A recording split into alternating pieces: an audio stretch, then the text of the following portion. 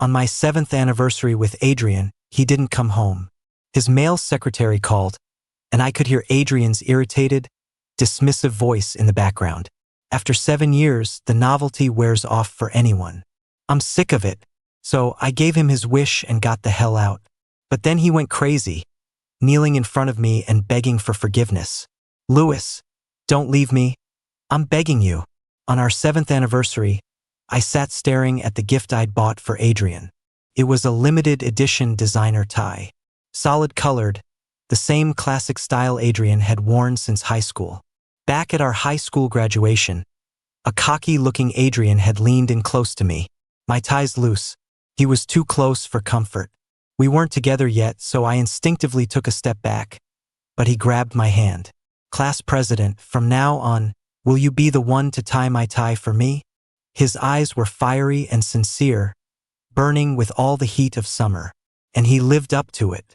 He pursued me passionately and confessed his feelings without hesitation. He did everything in his power to show me he loved me, but now 7 years had passed. I glanced at the time on my phone. It was 2:30 a.m. He hadn't come home. The dark screen lit up. It was a call from Adrian's secretary. He was a recent grad, a young man with a soft, almost pitiful smile. My hand tightened around the phone as I remembered what I'd seen the last time I went to Adrian's office. The tall, handsome man was looking down, his gaze gentle as he watched the slightly smaller young man in front of him, whose fingers were skillfully adjusting his tie. I was standing just outside the door, and a sharp pain shot through my heart. That night, when Adrian came home, I saw the tie knot, completely different from how I do it. I stopped him and got straight to the point. Can you fire your secretary? My eyes were locked on his face, studying his every reaction. His brow furrowed, and then he let out an impatient sigh. He tossed his suit jacket onto a chair and grabbed my hand. Louis, you never get involved in my work. Why all of a sudden? I didn't say a word, just let my gaze fall to his tie. He froze for a second. Then, looking a bit guilty, he loosened the tie and tossed it aside. Came loose at the office, so I just tied it again myself. Right? I don't get involved in your work. Hearing me agree, he secretly breathed a sigh of relief. But I want you to fire your new secretary. Does that upset you? Adrian paused, then irritably let go of my hand and stood up, as if to prove his innocence. Why would it upset me? I just don't get why you'd suddenly ask me to fire him. Louis, don't you trust my love for you? He looked down at me, demanding an answer. I lifted my head, my gaze stubborn. So you can't do it?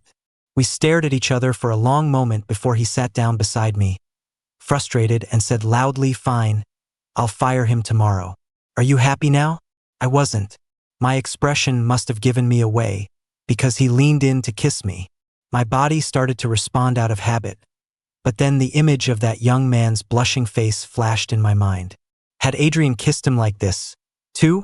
Adrian, who had just been getting in the mood, looked at me with desire in his eyes. My pale, slender hand pushed against his chest in protest. Adrian, I'm tired. His brow furrowed, and his face twisted with anger as he turned and walked away. Looking at his soured expression, I suddenly felt that even after 7 years together, I still didn't really know him. As my eyes swept over his features, which had matured so much over the years, a wave of exhaustion washed over me. After high school, Adrian and I went to the same university. He was different from me. He was a golden boy, the heir to a major corporation. Even if he didn't take over the company, he had countless options. Me? I was just a kid from a regular family, burdened with my parents' high hopes and their almost tyrannical control. The only time I ever rebelled was when I decided to study art. My mom said art is for rich people. How can we afford that? Just listen to your father and me. We wouldn't steer you wrong, would we? My dad said, if you insist on studying that, then you can consider yourself without parents. Your mother and I won't give you a single penny. Their words were sharp, their faces cold, as if my disagreement would automatically sever our family ties. When it came time to declare my major, I hesitated for a long time, but ultimately, I chose the future I wanted. It wasn't really about what I studied. I just wanted to choose my own path in life, for once. The day I left with my suitcase, all I had was a few $100s I'd saved up. My first job was as a server in a small diner, waiting tables, washing dishes. The pay wasn't great, but the upside was that I could live in a tiny 20-square-foot storage closet in the back. On the other side of the wall lived a little stray dog the owner had taken in, just like me. His name was Lucky. A few days later, Adrian showed up at the diner, having found me somehow. He saw me standing by the door in my thin shirt, holding a tray, and he just burst into tears. He grabbed my wrist, sobbing so hard he could barely breathe. "Louis, please come with me. I promise I'll always be good to you." The customers and the owner all stared at us curiously. I pulled my hand away from his and told him seriously, "This is my own life." When Adrian left, a part of me was sad. Sad that I couldn't return his passionate feelings, and sad that I couldn't change my current situation. We were from different worlds, you can't force things like that. The next day, Adrian showed up at the diner with his own suitcase, his eyes shining with a light that could burn me. "Louis, if you won't come with me, then I'll stay here with you. You don't have to move. Let me come into your world." At 19, Adrian's entire world revolved around Louis. He ignored my cold exterior, using his raw passion to break through my defenses. Once he was inside, he carefully sealed the opening behind him. Then he smiled and told me, "It's okay. You don't have to change. Just let me be the one to change." And now he had broken his promise. Adrian promised he'd fire that secretary, but he didn't. My work kept me busy, and I spent long hours in the studio every day. The day I finished my new piece, I suddenly realized I hadn't seen Adrian in a week. I called him. It rang for a while before he finally picked up. His voice sounded rushed. "What's up, Louis?" I froze. Adrian seemed to realize how cold he sounded, because his tone immediately shifted to a playful tease. "Finally decided to leave your beloved studio and give me a call? There's an art exhibition opening in 3 days. Want to come?" I heard the faint rustle of clothing on the other end. Adrian's voice was a little hoarse. "I probably can't make it. I have to go on a business trip in 3 days to sign a deal. I'll make it up to you next time." My fingers tightened around the phone. I fought back the unease in my heart and nodded. "Okay." The phone was carelessly tossed onto a table, but the call wasn't disconnected. Through the receiver, I could hear two people's urgent, breathless kissing. It was the male secretary's voice. Having done the exact same thing with Adrian before, how could I not know what they were doing? My fingers trembled as I hung up the phone. My heart finally shattered. 7 years of history, defeated by the thrill of something new. It was almost laughable. The call connected before I could speak, and I heard someone ask Adrian, "Hey Adrian, I thought you hated going out for these work dinners. What's with you lately?" Adrian didn't answer, but someone else chimed in. "I know, right? You used to have Louis attached at the hip. You two have a fight or something." There was a few seconds of silence on the other end. "We didn't fight. I'm just a little bored." My heart seized, even though it had already been broken once. Hearing the words from his own mouth still hurt so much I couldn't breathe. Adrian's voice came through, laced with irritation and a hint of disgust. Back then, Louis was like an ice prince. His looks and personality were exactly my type. But we've been together too long, and he doesn't know how to please anyone. After 7 years, the novelty wears off for anyone. I'm sick of it. He kept talking to his friends, but a buzzing filled my ears, and I couldn't hear another word. I looked around our home, at every little thing we'd collected over 7 years, and suddenly it all felt completely alien. A sharp pain in my stomach cut through my thoughts. I stumbled to the bathroom and threw up, feeling like I was emptying my insides. So filthy. Tears, a purely physical reaction, streamed down my cheeks and onto my shirt. When I first found out Adrian was cheating with his secretary, I was still thinking about our 7 years together, weakly pretending I didn't know. But now, this was a punch to the gut that shattered my last illusion. Adrian didn't love me anymore, or at least not as much. He had grown up. He was no longer the boy who would have done anything to be a part of my life. It was time to end this. That night, I packed up all my things, including every little decorative item I had ever brought into our home. Anything that was just mine, I took with me. Anything that was ours, I threw in the trash. Before I left, I even called a cleaning service to erase every last trace of myself, as if I had never been a part of Adrian's world at all. I was walking down the street at 4 in the morning. The wind was strong, whipping my semi-long, curly hair into a mess. I stood by the bridge, my eyes a little red. The moon was huge tonight, and I felt like I was right back on that day after graduation, homeless and alone. A motorcycle roared past me, impossibly cool. After speeding a few hundred feet down the road, it turned around and pulled up right behind me. The rider took off his helmet, revealing a head of striking red hair, still damp with sweat. The bold-looking young man tilted his head slightly. "Louis?" I turned, my hair sticking to my pale face in the wind. "Do you know me?" The young man's eyes sparkled, and he gave me a meaningful smile. "I've known you for a long time. Nowhere to go?" A little stunned and flustered, I nodded. He leaned his hands on the handlebars of his bike, a mix of casual and forceful, and gestured with his head toward the back seat. "Wanna get out of here?" His tone was casual, but his Adam's apple bobbed nervously.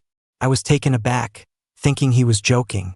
I gave a faint smile and replied just as casually, "Sure." He seemed surprised that I'd agreed. He swung his leg off the bike and was in front of me in 3 quick steps. His face was sharp and young. Up close, he was half a head taller than me. He blinked, suddenly looking flustered. "If you agree, I have to test it out first." "Test it out?" I looked up at him, confused.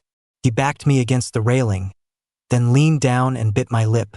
My eyes flew open in shock, but he covered them with his hand. "Didn't he ever teach you to close your eyes when you kiss?" His voice was sour, but his lips were like a hurricane. My hands, which had tried to push him away, were twisted behind my back and held tight.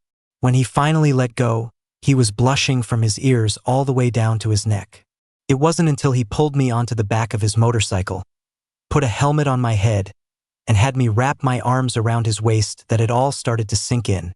I had just decided to leave my boyfriend of 7 years, and now I was hooking up with a guy I just met. And we had kissed. My heart was pounding in my chest. His place was a penthouse apartment downtown. He pulled me urgently by the wrist, pushed open the door, and pinned me against it. His fingers slipped under the hem of my shirt, teasing and lighting fires everywhere they touched. My lips were swollen and red from his kisses. I grabbed his wandering hand. Having second thoughts? He was breathing heavily, but his eyes were locked on mine. Looking into his eyes, my mind flashed back to the phone call with Adrian, to the sticky, intimate sounds of those two on the other end. My hand trembled and let go. In front of this man I just met, I slowly but firmly undid the buttons of my shirt. No regrets. Whether it was leaving home back then, falling in love with him, or leaving him decisively now, I had no regrets. Our hot bodies pressed together, the cool glass of the floor-to-ceiling window against my back. Behind me, the city lights twinkled. In front of me was a torrential onslaught. My fingers weakly gripped his shoulders, leaving pale pink marks behind. The night was decadent and dazzling. When I woke up, my body was stiff. I was on my side, an arm wrapped tightly around my waist, holding me so close there wasn't an inch of space between us. Sensing I was about to slip away, he pressed his body closer, grinding against me slightly. His voice was hoarse. "Where do you think you're going?" I blushed and tried to push him away. "I have to get to the studio." To be honest, the moment I woke up, I felt a pang of regret. I'd never really liked anyone else. All my feelings had been for Adrian from the very beginning. I'd never gotten too close to other people. A strange person, a strange bed, a strange pleasure. It all made me a little panicked. His arm loosened. I didn't dare look back at him and just grabbed a towel and bolted for the bathroom. The moment I shut the door, I saw the red-haired man on the bed, not even bothering with a blanket, brazenly showing himself off to me. My face instantly turned bright red. After a night of his advances, my body still bore the marks of his invasion, sore and swollen. The water from the showerhead streamed over me. Suddenly, I heard my familiar ringtone from outside. I quickly dried off. As I pushed the door open, I saw the man from last night had already answered my phone. Adrian's panicked voice came through the speaker. "Louis, where did you go? Why are all your things gone from the apartment?" I rushed over to grab the phone, but the man pulled me into his arms with one hand. "Ow, that hurts." My nose bumped against his shoulder, and it stung. I couldn't help but let out a small groan, which Adrian heard on the other end. "Louis, where are you? What are you doing?" he yelled, sounding like he was losing his mind. Those were the same questions I had wanted to ask him that day. What was he doing? What was he doing with that male secretary on the other end of the phone? My lips parted and closed, but in the end, I could only manage a bitter smile, not knowing how to answer. In bed. 3 simple words. Both Adrian and I froze. The redhead sneered with contempt. "Mr. Pei is a grown man. Don't tell me you don't know what 2 men are doing in bed with no clothes on. You dare touch him," Adrian roared, a powerless rage in his voice. I stared up at the man in stunned silence. He cupped my chin, and as his lips pressed against mine, he made loud, deliberate kissing sounds. He held the phone right next to my face, making sure every explicit sound was transmitted clearly to the other side. "Louis, you dare cheat on me." In response, the redhead pulled away from me and gave Adrian 2 simple words before hanging up. "Asshole." He hung up and immediately turned off the phone. He frowned. "You're an artist. How can your taste be so bad? How did you know I'm an artist?" I paused. I suddenly remembered he'd said last night that he'd known me for a long time. His large hands gripped my waist, pulling me into his lap. I instinctively resisted, thinking he wanted more. But instead, his warm hands settled on my lower back and began to rub it gently. "I kept you up all night. You must be exhausted, right?" My face turned red as I thought about last night's almost vengeful roughness and our abandon in front of the window. When did you first meet me?" The hand on my back stopped. "My name is Ryder. As for when I met you, I'll tell you later." He got up, washed, and got dressed, tying his striking red hair back. "Want to go for another ride?" I blushed and instinctively scooted back on the bed, waving my hands. "I can't." Ryder froze for a second, then burst out laughing. His red hair moved in beautiful waves as he shook with laughter, until tears came to his eyes. He held up his motorcycle keys and grinned mischievously. "As much as I'd love to go another round with you, I'm afraid you wouldn't be able to handle it." I instantly realized my mistake. The motorcycle was fast, and I held on to his strong waist, a little scared. The wind rushed at us, but Ryder's body blocked it completely, making the hem of his jacket flap wildly. I didn't cry when I decided to leave home. I didn't cry when I heard Adrian cheating on the phone. I didn't cry when I decided to give up on him and our 7 years together. But when he shielded me from the wind, the tears suddenly started to fall. Even if the world is harsh and the road is long, if you're determined and brave enough, who's to say the future will be worse? You have to see it to find out, right? The tightness in my chest finally released. I spread my arms to the wind and screamed, "Adrian, you bastard, go to hell." The sudden braking made me lurch forward, and I instinctively hugged Ryder's waist tighter. He lifted his helmet visor and raised an eyebrow at me. "Shouting another man's name on my bike? But, since I like you, I'll forgive you." He said it casually, but when he turned around, I caught a glimpse of his bright red ears. I thought when he said he liked me, he meant he liked my performance last night. When I got off at the studio, Ryder stayed on his bike with his helmet off. He looked kind of hot, and people passing by were sneaking glances at him. I took a few steps, then heard him call out, "Louis, I'll call you." I took a few more steps, then suddenly spun around, ran back, and threw my arms around his waist, burying my face in his chest. "Ryder, thank you," I said sincerely. "Thank you for showing up at my lowest point and giving me warmth." When I let go, his face was beet red. He seemed completely dazed and didn't move for a long time. Just as I was about to go inside, I heard him mutter resentfully, so sly, looking at me with those eyes. My good mood vanished the moment I pushed open the studio door. There was Adrian, in a suit that reeked of alcohol, his pale face marked by a sleepless night. He looked like a lost puppy, just like he had when he first came looking for me all those years ago. For a moment, I was lost in the memory. Hearing the door open, Adrian shot up and rushed over, grabbing my shoulders forcefully. "Where were you last night? Who was that man?" I didn't speak, just quietly looked up at him. He looked terrible, a stark contrast to my own flushed, healthy face. When I didn't answer, he shook my shoulders, his voice roaring with anger. "Say something, Louis. Where were you yesterday? Were you really with that man?" His grip hurt, but I felt incredibly calm. "Yes, I was with Ryder."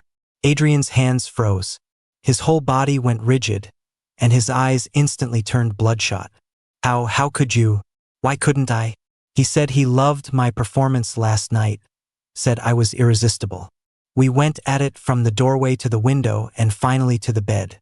Adrian looked like he couldn't accept it. He weakly let go of me and stumbled back a few steps. I followed him, continuing in a matter-of-fact tone. He said I don't have to please anyone. He said he'd never get sick of me. "Adrian, is that what you were thinking when you were with your secretary in the office? Stop it," he yelled, his voice rising sharply.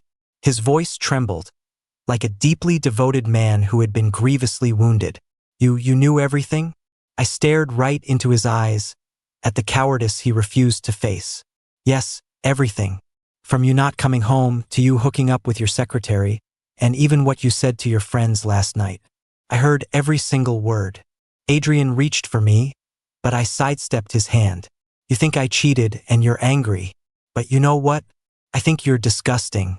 Adrian, I was happy during our 7 years together, so I'm asking you politely now. Get the hell out of my studio."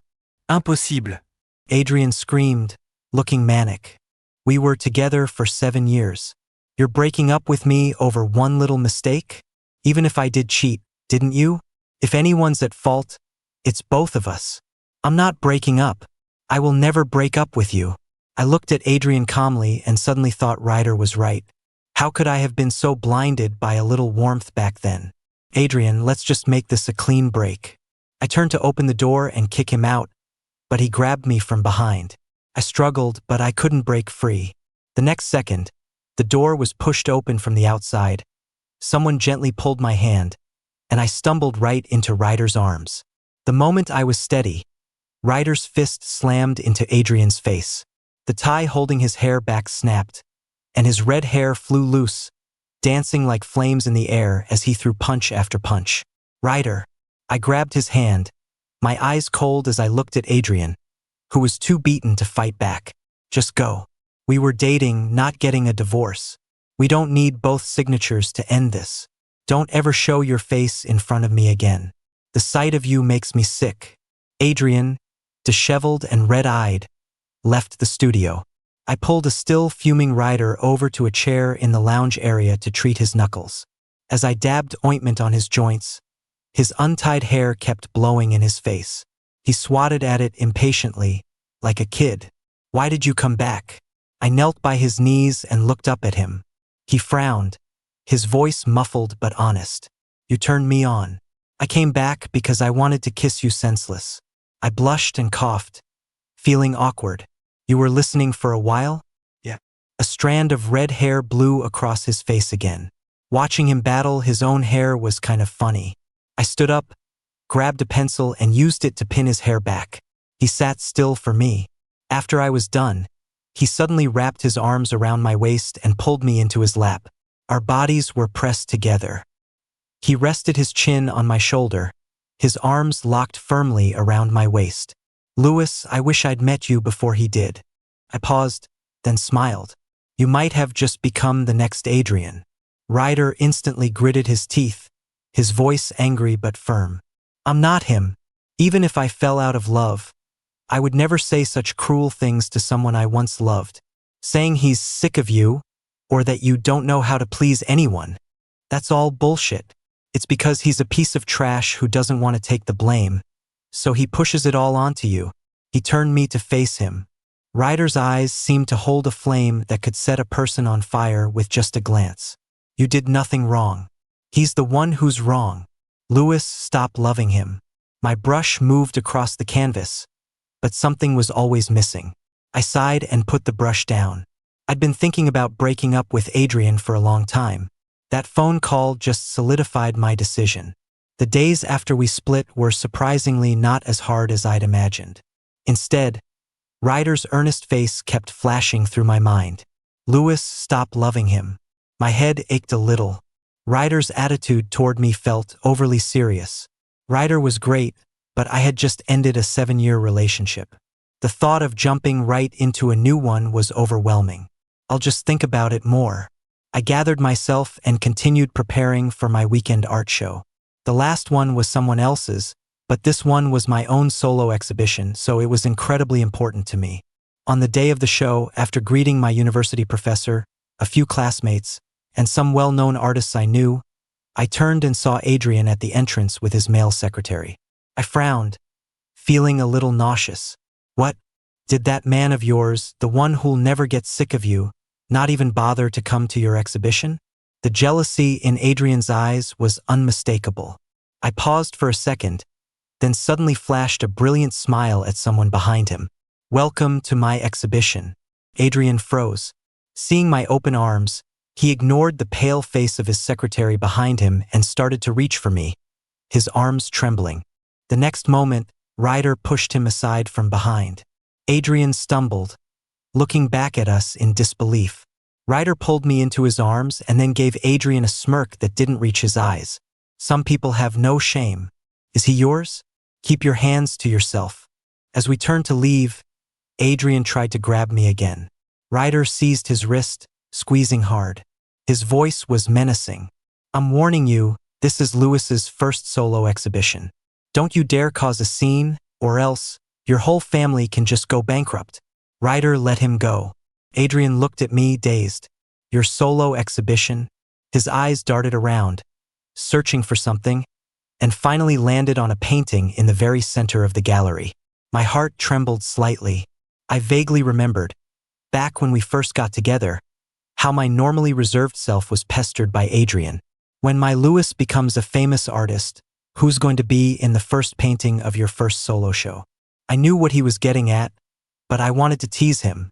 Who could it be? What? It's not me? How could it not be me? It's you. It will only ever be you. And now, Adrian stood in front of that centerpiece painting, tears streaming down his face. But the person in it wasn't him. Ryder, worried Adrian might cause trouble, rushed over. When he reached the painting, he froze too. The painting was huge, covering half the wall.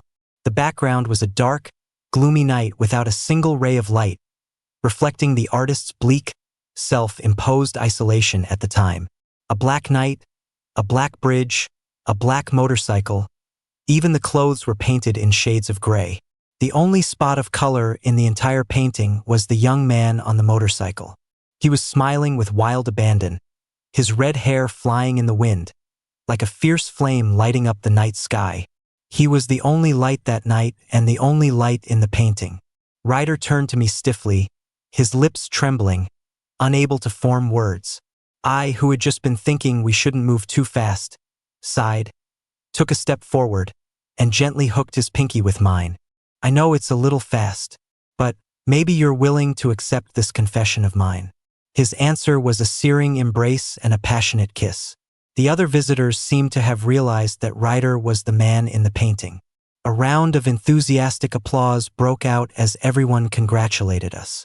Only Adrian was left, kneeling on the floor, weeping uncontrollably, as if he had lost all connection to the world. The breakup after 7 years and meeting Ryder, it had only been a short 2 weeks, but it felt like half a lifetime.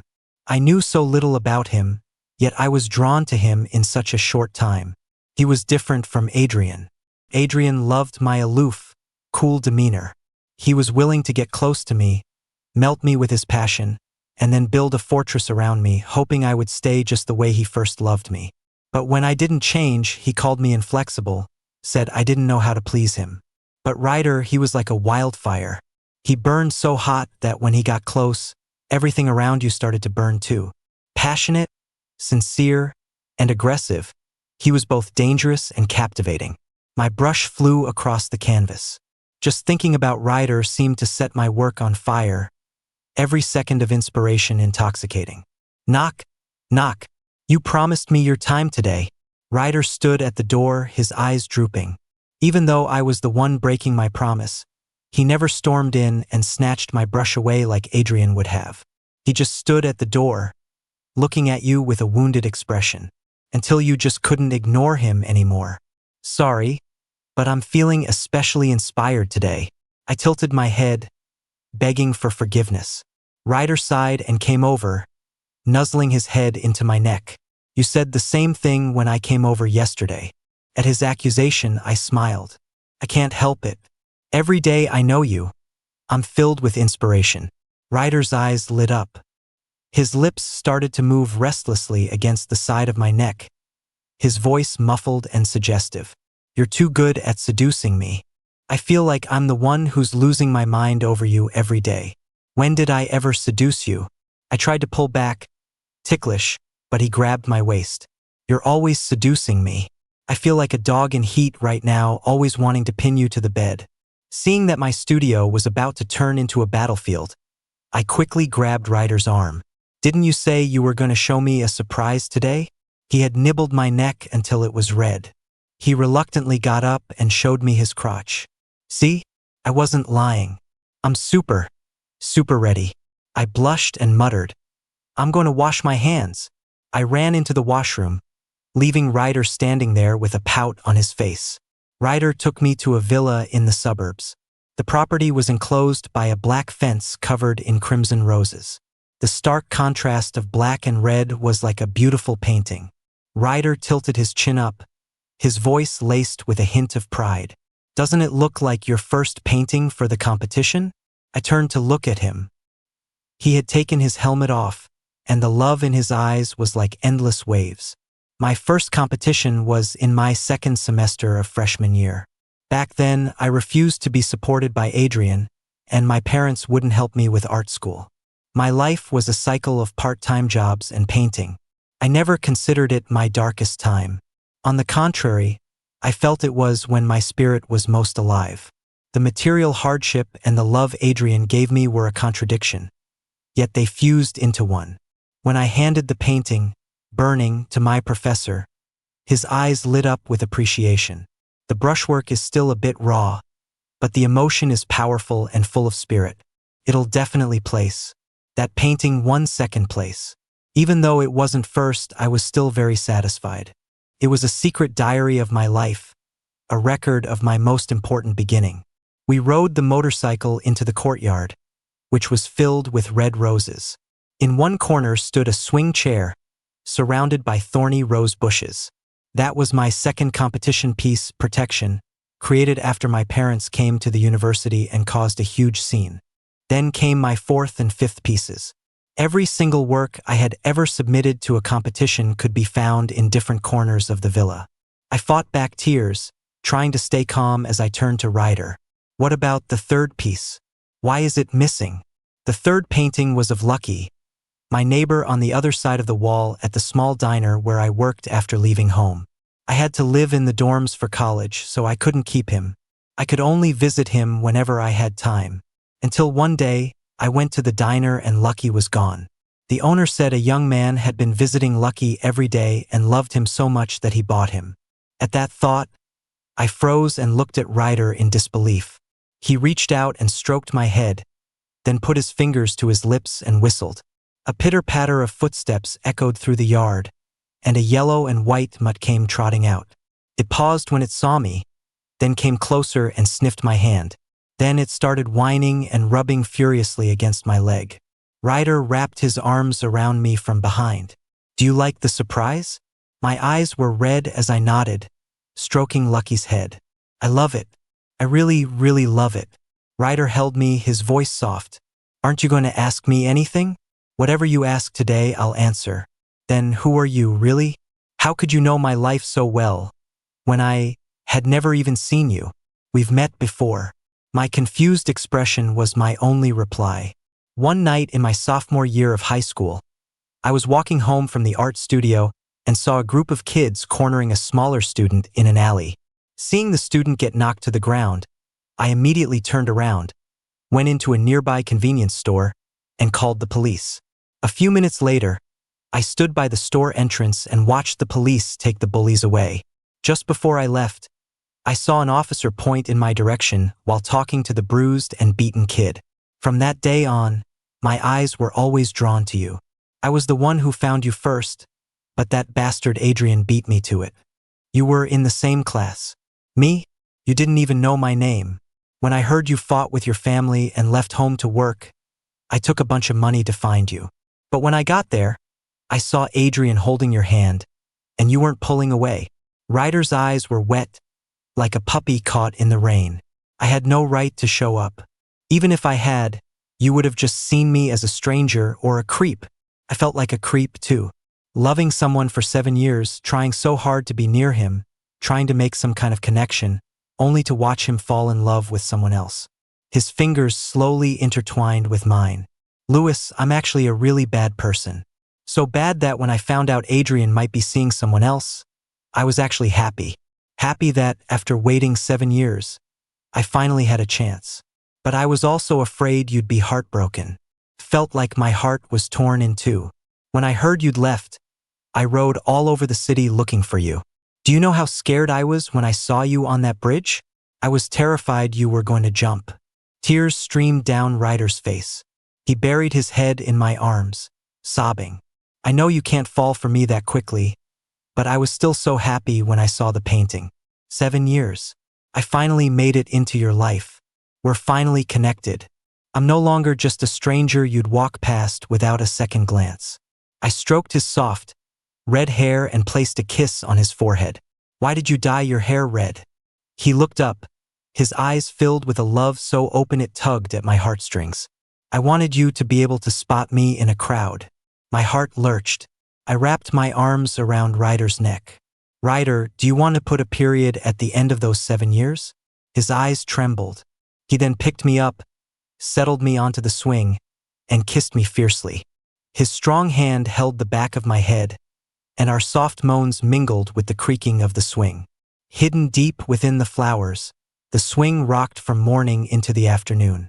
Sunlight filtered through the leaves, dappling us with spots of light, until finally, like the night, everything fell quiet.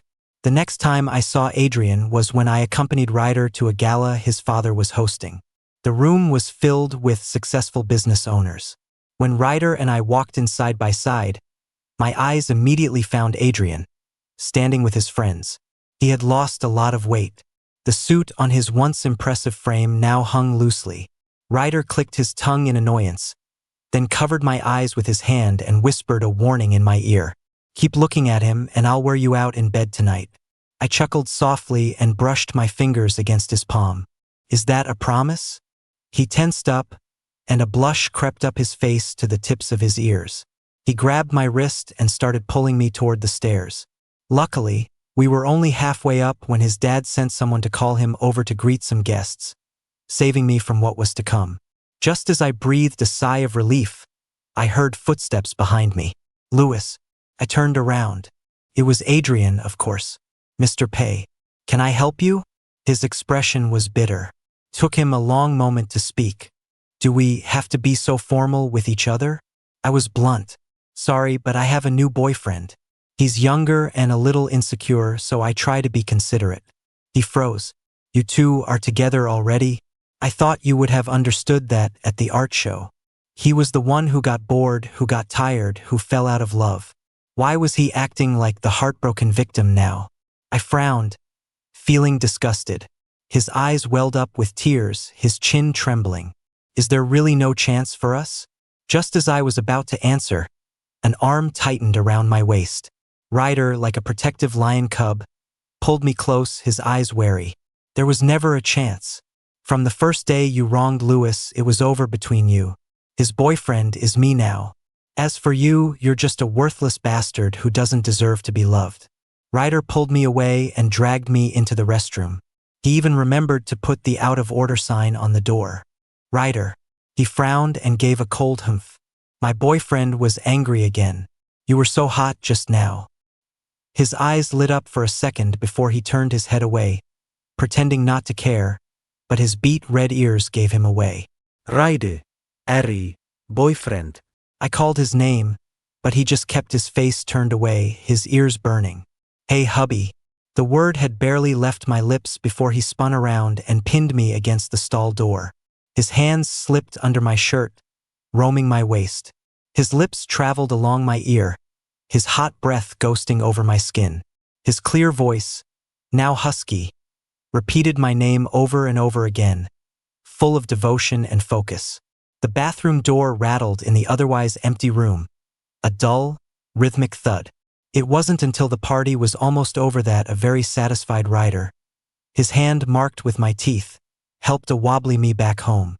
A few days later, I was painting in my studio. The morning had been bright and sunny, but by the afternoon, a heavy downpour had started.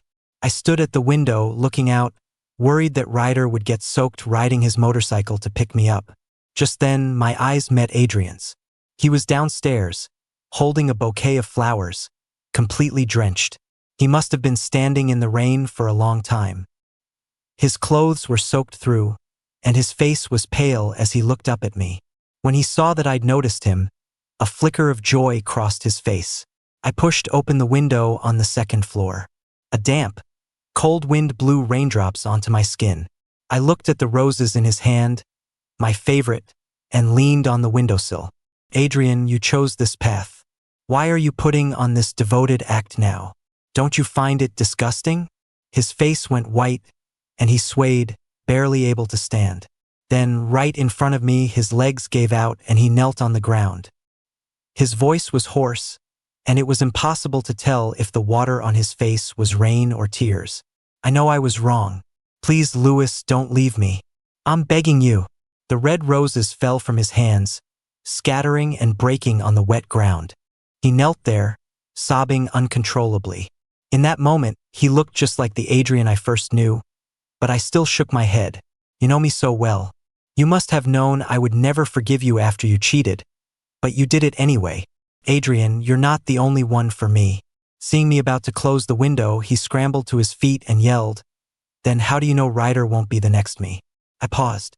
He seized on it, as if he'd found a weakness. You don't believe him either, do you? Ryder's even younger than me. Can you really be sure he'll love you forever? Louis, don't be a fool. Men always want something new. He'll be just like me one day. No one's an exception. I sighed and pushed the half-closed window open again. Even if he does become the next you, I won't regret my choice. Just like right now, I still don't regret meeting you back then. I closed the window, turned away, and didn't hesitate. Outside, the rain continued to pour, leaving Adrian standing there, his eyes empty. Why didn't you say anything? Ryder was standing silently at the studio door. I walked over and touched his hand. It was warm, not wet from the rain. You didn't ride your motorcycle? He didn't speak, just pulled me into a fierce hug, his voice firm and a little childish. I won't. I will never become the next Adrian. He got you too easily. He has no idea how hard it was for me to wait for 7 years. Louis, I don't want to make easy promises to you. So, can you give me time to prove it? I smiled and ruffled his red hair. I thought you'd officially been on the job for a while now. His eyes lit up. Yeah. When we got to the parking garage, I was surprised. Parked there wasn't his beloved motorcycle, but a sleek sports car. Why the new car all of a sudden? He opened the door for me, holding his hand over the top of the frame to protect my head as I got in. His tone was practically begging for praise. I can get rained on, but my man can't. Besides, motorcycles are still pretty dangerous. It took me long enough to finally get a boyfriend. I've got to take good care of my life now. My heart felt like it was soaking in a hot bath, warm and searing. Ryder, how could you like me for 7 whole years? His eyes sparkled. Probably because the person I met when I was young was just too amazing. One look, and I remembered him for years and years. I called his name softly. Ryder. Yeah. I leaned over and grabbed the collar of his shirt. He obediently leaned in. I want to kiss you. He froze for a second, then a smile spread across his face. My pleasure.